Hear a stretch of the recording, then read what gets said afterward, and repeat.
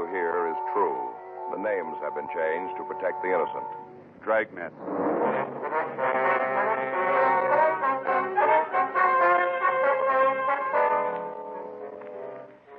You're a detective sergeant. You're assigned to the business office. Past records show that you can expect 170 crimes to occur in the city during the next 24 hours.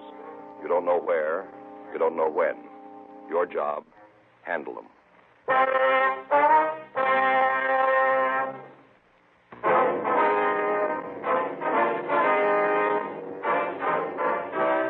Dragnet, the documented drama of an actual crime. For the next 30 minutes, in cooperation with the Los Angeles Police Department, you will travel step by step on the side of the law through an actual case transcribed from official police files. From beginning to end, from crime to punishment, Dragnet is the story of your police force in action. It was Saturday, July 10th. It was hot in Los Angeles. We'd been assigned to the business office, morning watch. My partner's Frank Smith. The boss is Captain Gilbert. My name's Friday. I was on my way back from the coffee room, and it was 12:10 a.m. when I got back to room 21, the business office.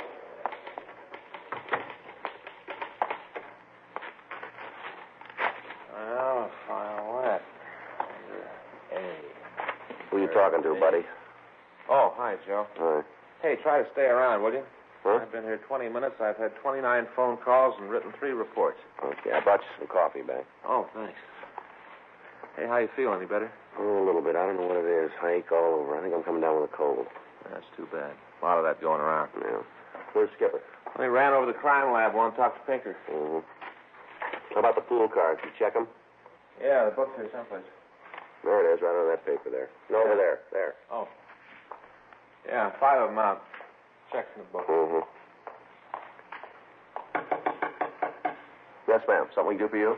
You a detective? Yes, ma'am. That's right. All right, young man, my car's been stolen. All right. I told one of the officers on the corner about it, but he said it might work faster if I came up here. Yes, ma'am. That's right. The car's stolen. All you've got to do is go out and find it. Just find my car. What kind of a car is it? Well, it was a brand new Chevrolet. That's 1954? That's right. Bel Air with the windows that fold down. All right. Now, we'll need to know some more things here before we can start looking for it. Yes, what's that? Your name? Avis Bowen. Mm-hmm. That's A-V-I-S. Well, that's right. There's no other way to spell it. Avis Bowen. Yes, ma'am. Do you have a middle initial? R. Hope you're not going to ask me what it stands for. No, that won't be necessary. There isn't anybody that knows what my middle name is.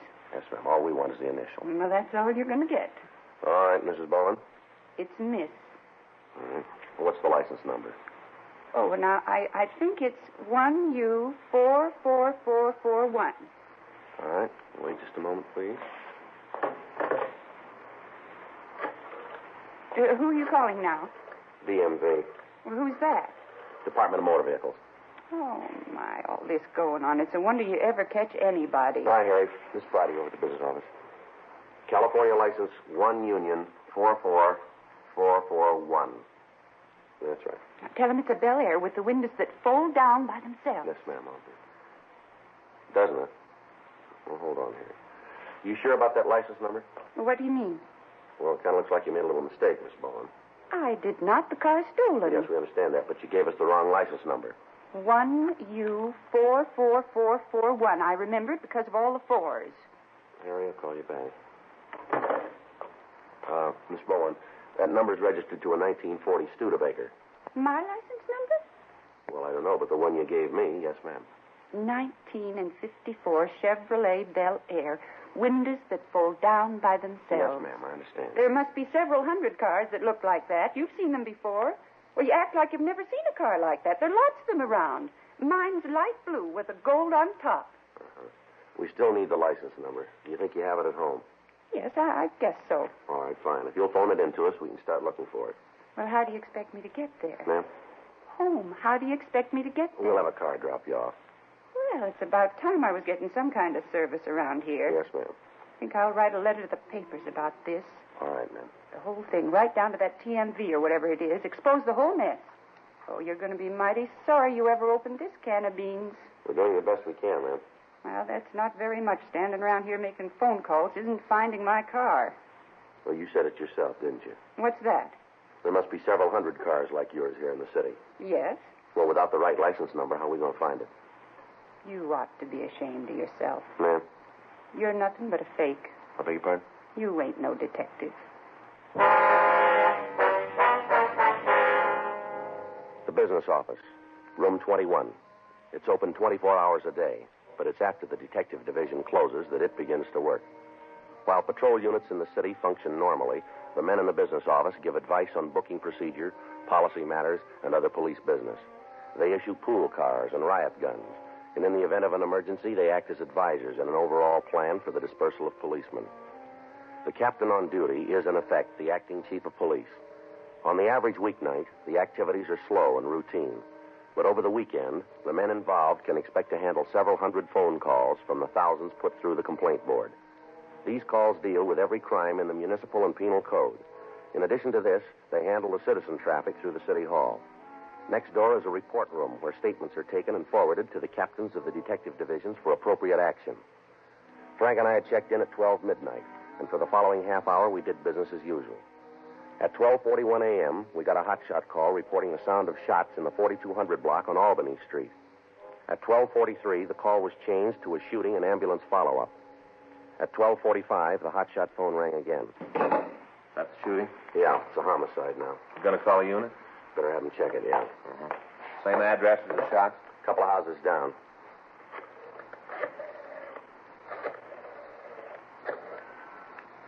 This is Friday, business office. Will you put out a call to 1K5? Have them cover the shooting and ambulance follow-up at 4289. That's 4289 Albany. You got it. Right. Thank you. Looks like a good one, huh? Yeah. Turns out we'll get Geezy out of bed. Well, that'll make him happy. He'll end up in their laps. Mm.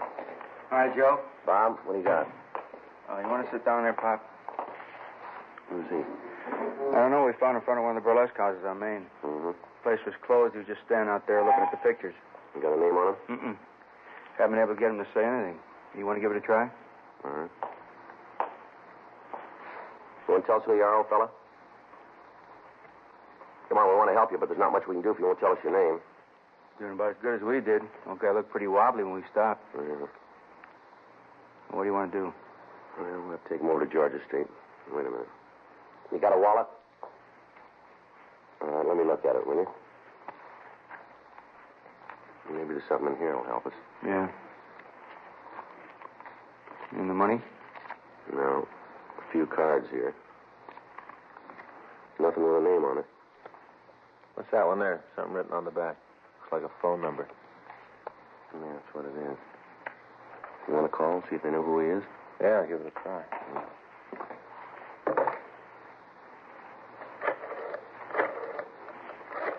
Yeah, you just sit still right there.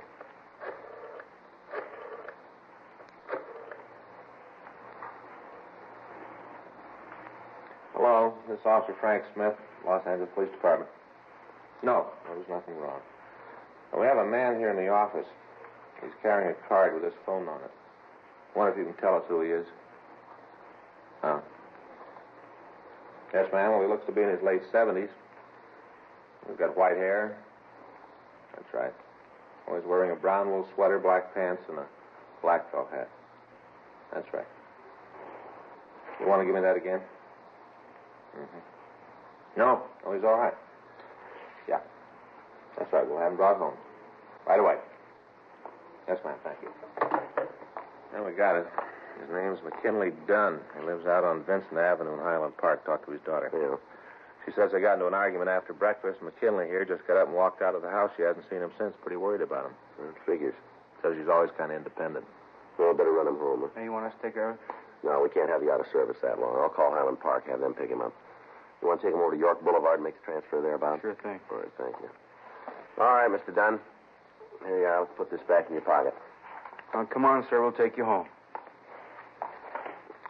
Thanks, Joe. It's no trouble, Bob. Tell the boys from Highland Park to have his daughter put a card in the wallet with all the information on it. Will you make it easier next time? Sure. The card's not going to do any good, Joe. Huh? Card's not going to help. Daughter says she always puts one in. As soon as the old man gets out of the house, he tears it up. I got it. Business office, Friday. Uh-huh. Photographer get there? How many?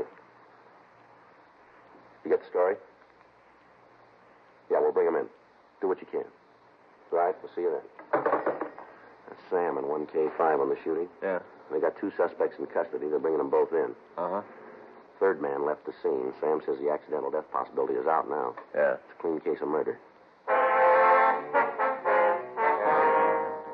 10 minutes later, the officers in Unit 1K5 arrived with the 2 suspects. They were identified as Fred and Harriet Purcell. The names were run through R&I, but no record was found on either one of them. It was obvious that the 2 people had been drinking heavily. The husband was taken to the report room while Frank and I questioned the woman. I don't remember too good. Everything seemed to happen so fast. Just all of a sudden there was this kind of noise and Norman was dead. Norman, is that the victim? Yeah. Norman Moncrief. You must know who had the gun. I've been saying that to myself, but it doesn't do anything. I guess I had too much to drink. Who else was in the apartment with you? Now, you mean besides Fred and me? That's right. It's just the 3 of us, that's all. We got a report there was another man present. Well, then you know more than me. All right, you want to give us the whole story? The beginning when? From the start. Okay.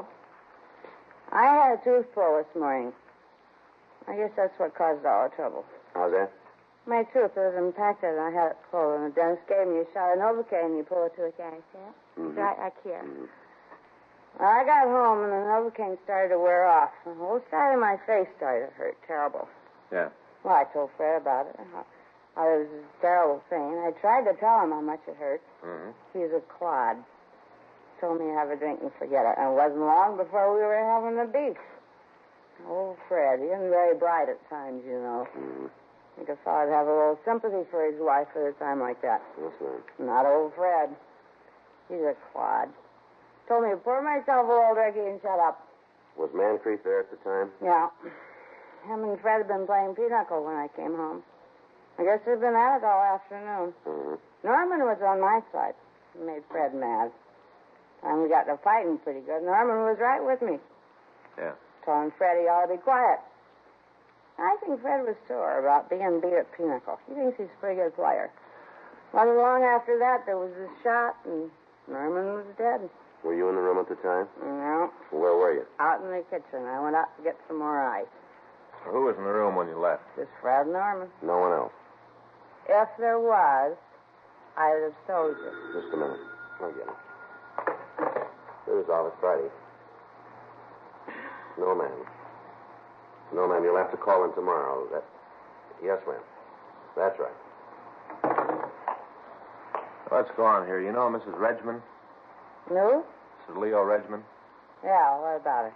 She told the investigating officers there was another man in the apartment. Said that he left right after she heard the shots. She would. Always got her nose where it doesn't belong. Oh, she was pretty certain about what she saw. Then ask her. She saw the man. Let her tell you who he was. You don't think it'd be better if you did? Then it ain't going to be good because I don't know. Did you hear anybody come into the place when you were in the kitchen? Nope. You pretty sure of that, huh? Now, look. I got enough troubles. Me and my old man's in jail. My face feels like it's coming off. I want to get home and get some sleep. If I knew anything, I'd have told you a long time ago. Now, leave me alone. What did you do after you heard the shot? Went in to see what it was. Mm-hmm. That's all. Just opened the door and looked. Norman was lying there on the floor. Where's your husband? Just standing there looking at Norman. Where was the gun? Fred had it. Whose gun is it? I don't know. You never saw it before? I don't like guns. I don't like to have them around. I don't look at them when they are. I never saw it before. You talked to Fred yet? No, not yet. No. Well, he'll tell you the same story, same way I told it. You'll see. There's no need to even talk to him. Is that right? Sure. You already got it the way I told you. What more you want? Just one thing I can think of. Yeah? The truth.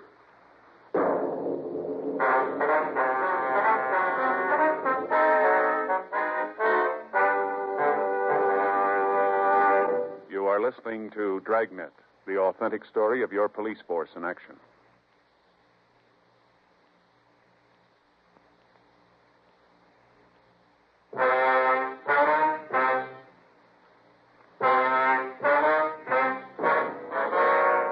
Frank and I attempted to talk to the husband, Fred Purcell. He was too drunk to be coherent. We made arrangements for some hot coffee to be brought in. His wife was taken to the interrogation room to wait until we could fill out the reports. At 4:20 a.m., we got another hotshot call regarding a cutting on South 5th Street. The investigating officers found the knifing had resulted from a quarrel between a man and his common-law wife. The woman was in critical condition. She was removed to Georgia Street Receiving Hospital, and the husband was booked in at the main jail on charges of assault with a deadly weapon. We notified Chief of Detectives Thad Brown and Captain Lorman of the shooting and the cutting. During the next hour, there were 2 armed robbery reports, several burglaries, and numerous fights. 5:31 a.m., Frank went down the hall and brought back 2 beef and cheese sandwiches and some coffee. At 5:46, we got a call from the men in Unit 1K5 telling us that they were on the way into the office with a gun that had been used in the killing of Norman Mancrief. 10 minutes later, 2 uniformed officers brought in a pair of possible car thieves. One of them was held in the hall while Frank and I talked to the driver of the car, a Melville Hulbert, age 19. Where'd you get the car? I bought it. Where? Well, from a lady. She put an ad in the paper, said she had this here Sharp 52 Ford for sale. You remember what paper? Well, no, sir. Yeah, I think it was one of them morning ones. When did you buy the car? I don't know. Well, you must have some idea. I reckon maybe it was in January. Yeah, around there in January. Let me take a look at your driver's license, will you? Yes, sir. There you are. Take it out of the wallet, will you? Oh, yes, sir. Here it is. This your present address? Sir? You still live here on Echo Park Boulevard? Oh, no, sir, I moved. I got me place over on Olympic. How long you lived there? You mean on Olympic, sir? That's right. I don't know. Reckon maybe a couple months. Don't you know for sure? Well, see, I got this here bad memory. I think it's been a couple months. You live with your family? No, sir. They down south. Where's that? New Orleans? Do they know you're out here? Yes, sir. When'd you come to California? August. Last year? Yeah, last year. You got a job? Aircraft factory out in the valley. It's kind of a long drive to work for you, isn't it? Yes, sir. But I got a good deal on the place I live at, see? How come you haven't reported the change of address to the Department of Motor Vehicles? Reckon I just forgot. I got this here bad memory, you know. When you bought the car, did you finance it? Sir? You buy it on time, you pay cash for it. Cash. You got the pink slip then, haven't you? Lady sold it to me, signed it. Where is it? I don't know, sir. Didn't she give it to you? No, sir. She just told me she was going to send it to Sacramento someplace. Did you get any kind of a receipt for your money? Yes, sir. Well, where's it? In my wallet? Let's see it. Yes, sir. I got it right here someplace. Pretty funny about this. What's that? Well, I wouldn't steal no car. It's pretty funny to think I did. Mm-hmm. All right, now how about that receipt? Have you found it yet? Yes, sir. Now, here it is. Who wrote this? The lady sold me the car. Is her name here? Oh, yeah, I guess so. She wrote it. When did you say you bought the car? Well, January, I guess. This year, huh? Yes, sir. You sure you couldn't be wrong about the date? Oh, now I don't know. Maybe. Where'd you meet the woman who wrote this receipt?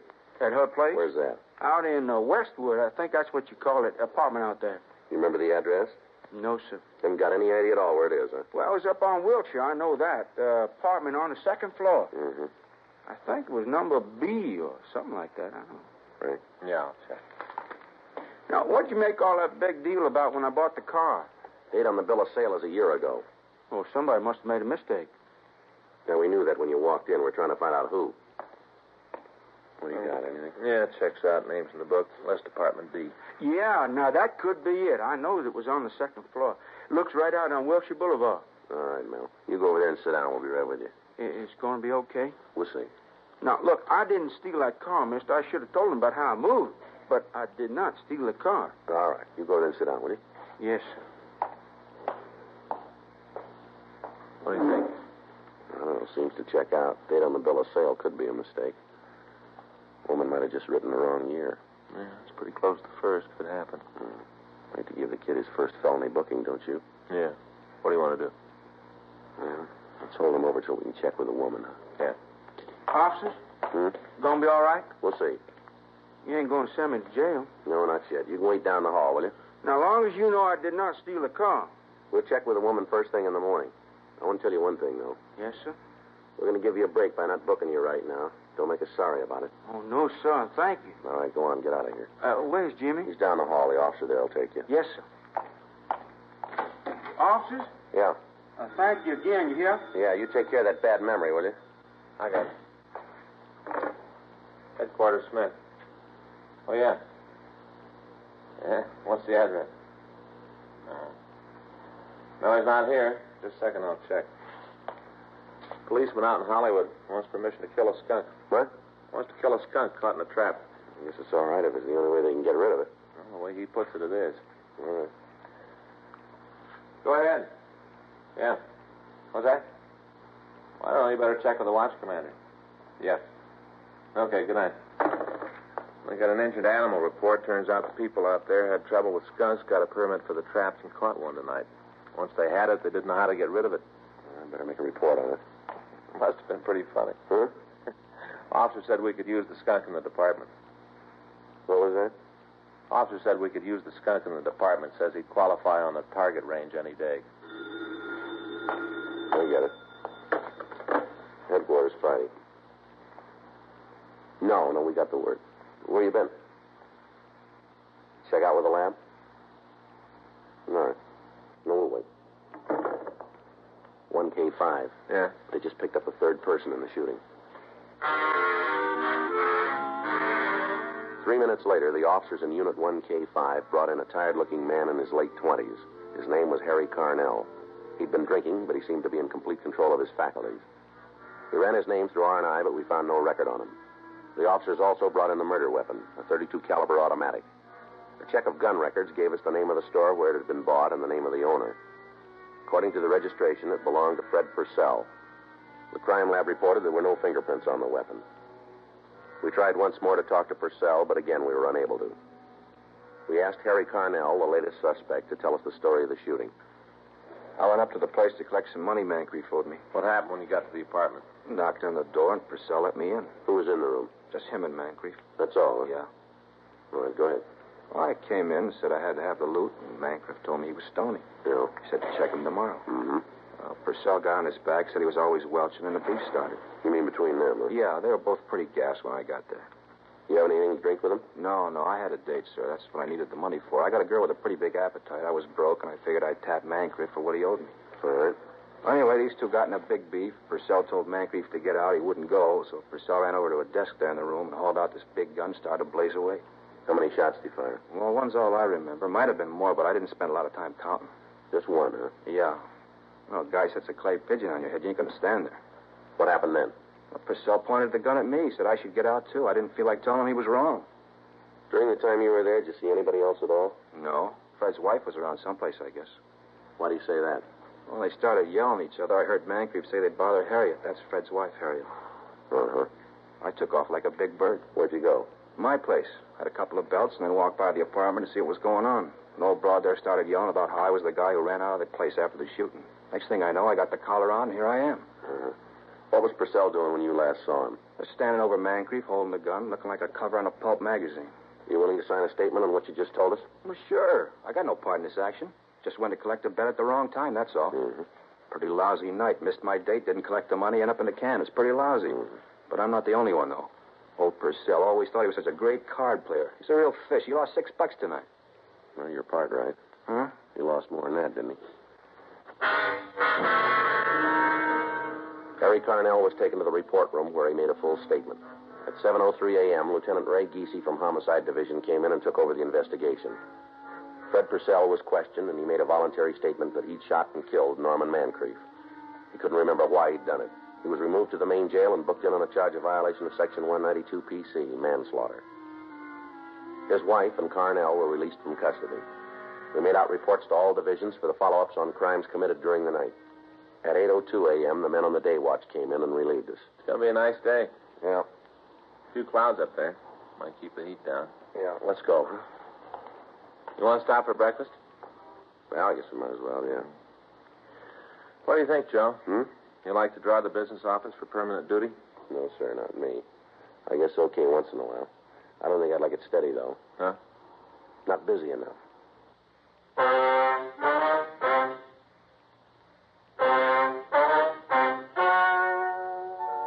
The story you have just heard is true. The names were changed to protect the innocent. On November 18th, trial was held in Department 98, Superior Court of the State of California, in and for the County of Los Angeles. In a moment, the results of that trial.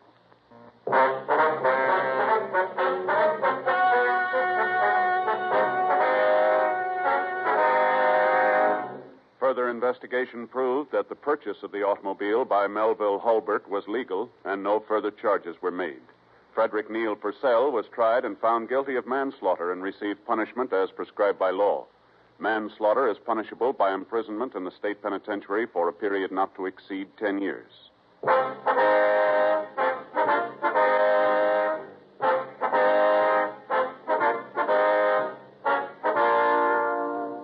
You have just heard Dragnet, a series of authentic cases from official files. Technical advice comes from the Office of Chief of Police W.H. Parker, Los Angeles Police Department.